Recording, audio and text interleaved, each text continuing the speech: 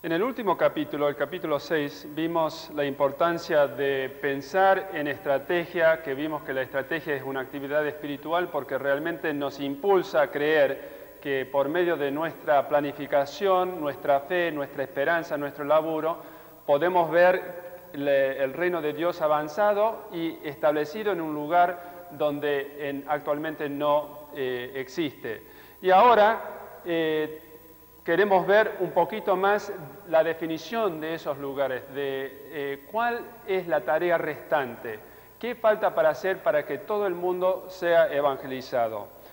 Vimos también la importancia en el último capítulo de las dos estructuras que Dios siempre ha usado para llevar a cabo su propósito. La modalidad, que es una estructura acogedora, una estructura abierta, una estructura para todos, y la sodalidad, que es una estructura que permite la canalización de energías, dedicación de compromiso con Dios para la obra misionera. Y vamos a hablar más adelante de la importancia justamente de personas que están dedicados 100% a la obra misionera para poder llevar a cabo la tarea misionera, porque es una tarea bastante difícil y necesita ese tipo de compromiso. Bueno, primero, para definir la tarea restante tenemos que definir lo que la Biblia habla acerca de naciones. Nosotros sabemos, por ejemplo, que la Biblia en Génesis 12, 1 al 3, habla de Abraham, que iba a ser bendición a todas las familias. También otra palabra que se usa ahí, que tiene el mismo sentido en el hebreo, es naciones. Ahora, cuando hablamos de naciones, popularmente podemos pensar tal vez en el plano geográfico del mundo, geopolítico, con todas las divisiones, con todas estas rayitas, con todos estos colores que nosotros estamos viendo, que son divisiones políticas. Pero cuando la Biblia habla de nación, es un concepto bastante distinto. Si nos ponemos a pensar realmente en naciones, vamos a ver que las naciones, como nosotros lo definimos popularmente, es una cosa moderna, es una cosa de los últimos 2 siglos, más o menos 3 siglos, y que realmente cuando se habla de naciones en la Biblia se habla de otro concepto. En la Biblia siempre se refiere a las naciones como los grupos étnicos, como las familias, como las razas, como los grupos que tienen algo en común que lo une, como su idioma, su etnicidad, su religión. Este es el concepto de la nación en la Biblia. Ahora, para entender este concepto y para poder definir todo el mundo en términos de naciones o de familias, tenemos que tener algún sistema para poder definirlo. Así que la nación bíblica tal vez tendríamos que comenzar con los grandes grupos, o étnicos, o religiosos, o por su manera de llevar a cabo adelante su vida, o la manera de su estilo de vida. Hay agrupaciones bastante grandes que nosotros podemos definir y que la mayoría de la gente que no está alcanzada con el Evangelio cae dentro de ciertos de estos grupos que nosotros llamamos las mega esferas. Mega como grande, enorme, ¿no? En esta ilustración, esta línea azul puede representar una mega esfera, como podría ser la mega esfera de los chinos. Los chinos son unidos como mega esfera por su raza. 1 en cada 5 pobladores del globo terrestre es un chino. Entonces, hablando de la mega esfera de los chinos, podemos imaginar 1.000 millones de personas, 1.100 millones de personas. Esto sería una mega esfera. Pero para definir a los chinos en términos de la Biblia, no podemos hablar simplemente de chinos porque hay muchos tipos de chinos. Por ejemplo, hay divisiones grandes lingüísticas entre los chinos, como serían los chinos que hablan cantonés y los chinos que hablan mandarín. Entonces, tendríamos que decir que para definir un poquito más el grupo, el concepto de naciones, podemos ilustrarlo con este círculo, el círculo negro, y pensando tal vez en 2 grupos lingüísticos, el cantonés y el mandarín. Ahora, dentro de estos círculos grandes también vamos a ver que hay otras divisiones, porque no podemos hablar del cantonés como un idioma unificado, porque hay muchos dialectos dentro del cantonés. Puede ser que todos se escriban igual, se puede entender la lectura, pero tal vez la forma hablada no se entiende. Entonces, tenemos que comenzar a hacer otras subdivisiones que serían estos círculos rojos, y cuando comenzamos a hacer las subdivisiones, más o menos entonces estamos enfocando en ese punto donde podemos comprender lo que el Señor está hablando cuando habla de naciones en la Biblia, y comenzamos a ver el mundo realmente como Dios lo ve, nación por nación, grupos étnicos donde su testimonio tiene que establecerse y ser una fuerza viviente dentro de esa familia, dentro de ese etnos, dentro de ese grupo lingüístico. Ahora, las naciones seculares pueden ser representadas por esta línea verde. Las naciones seculares muchas veces agrupan varios etnos, agrupan personas distintas. Yo, por ejemplo, tuve el privilegio de viajar una vez al África occidental y estar acá en el país de Camerún. Este país es un país chiquitito en África y fue bastante interesante visitarlo, pero Camerún no es una nación. Está definido como un país geopolíticamente, pero dentro de los límites de Camerún hay 183 idiomas y dialectos distintos que se hablan.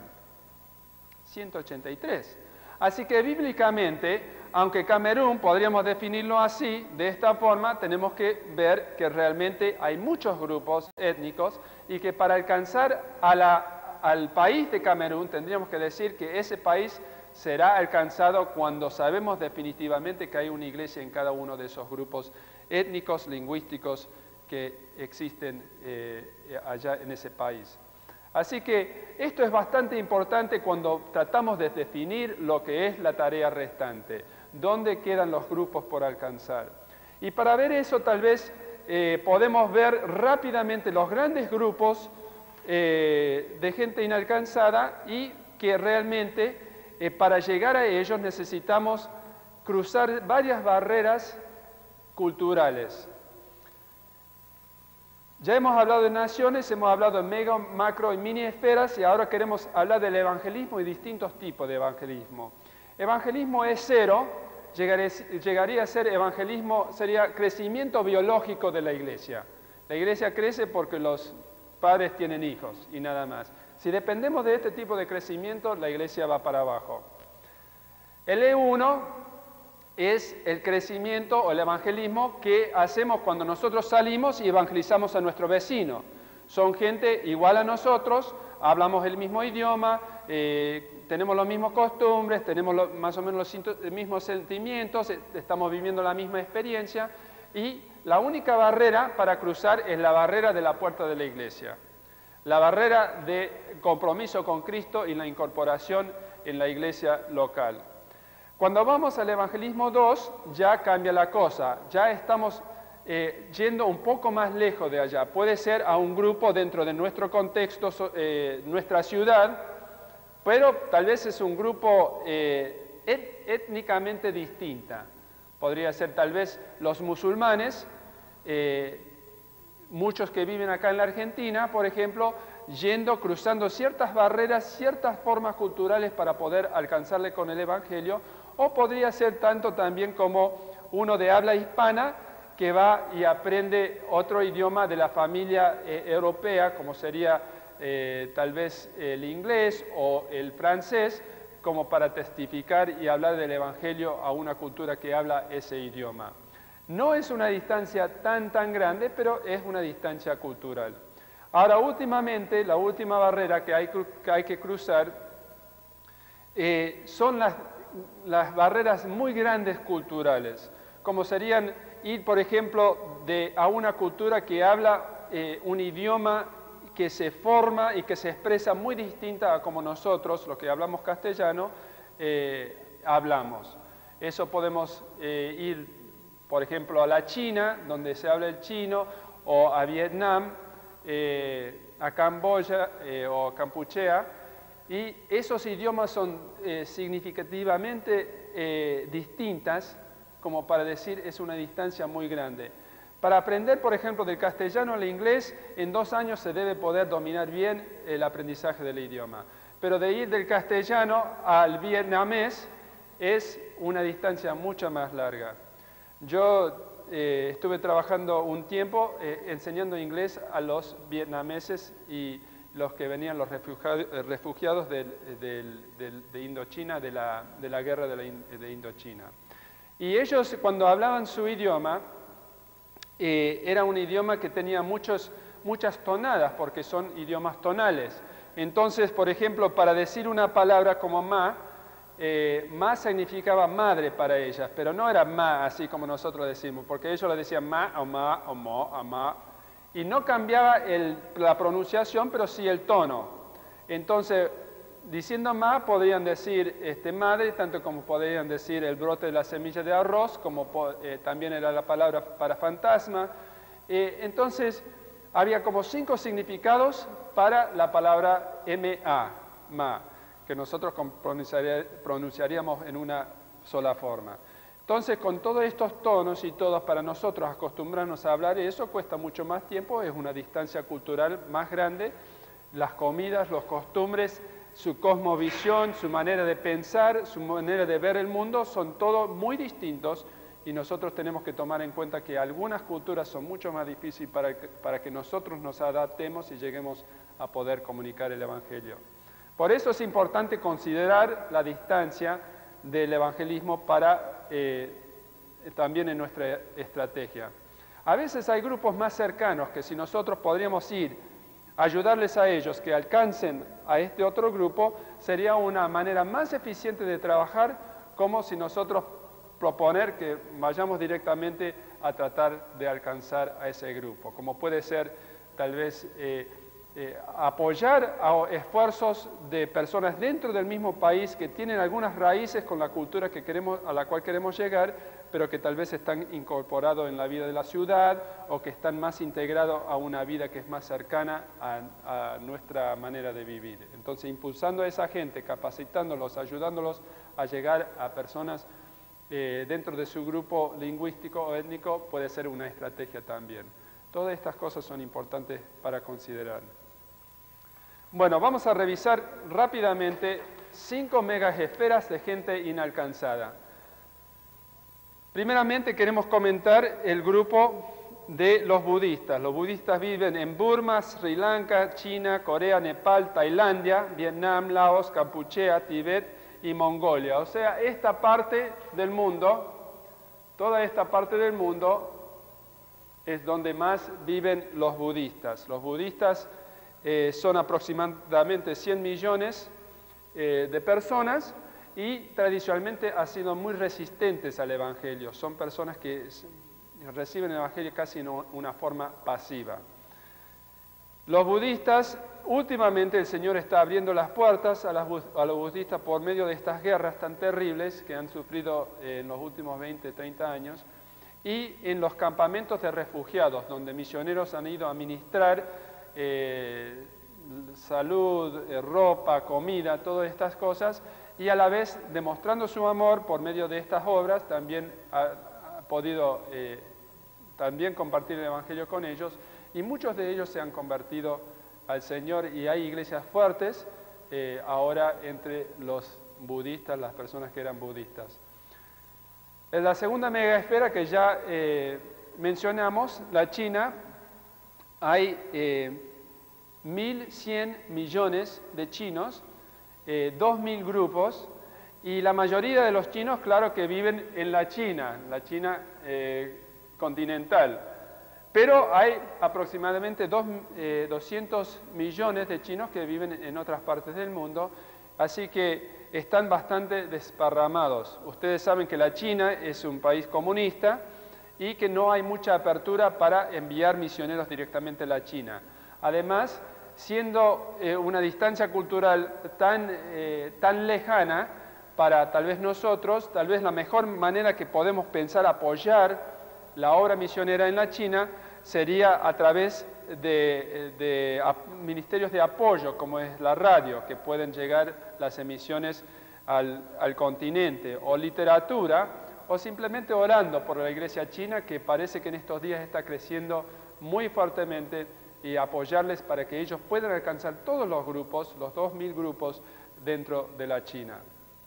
Los hindúes son otro grupo con 600 millones de personas, la mayoría viviendo acá en la India, y estos 600 millones son unificados por una religión, el hindú, pero esta religión tiene un sistema de castas, de subdivisiones sociales, en la cual una persona de una casta que está abajo no puede subir a una casta más arriba, y una persona de la casta más arriba nunca va a bajar a estar juntos con personas de castas más bajas. La obra misionera tradicionalmente se ha hecho entre las castas más bajas, los intocables, y es muy difícil que la obra crezca en esa manera, porque las personas de las castas más arriba no van a convencer a juntarse con gente de esas castas. Mucho más si no son creyentes, estamos hablando de gente que no están convertidas todavía. Entonces se necesita estrategias específicas para llegar a las distintas castas de la India y así poder evangelizar a la India. Otra mega esfera son los musulmanes. Son 4000 grupos de musulmanes. A veces pensamos en el monolito del Islam, que los maometanos son una sola cosa y que todo parece lo mismo. Y la verdad es que no es así, que los musulmanes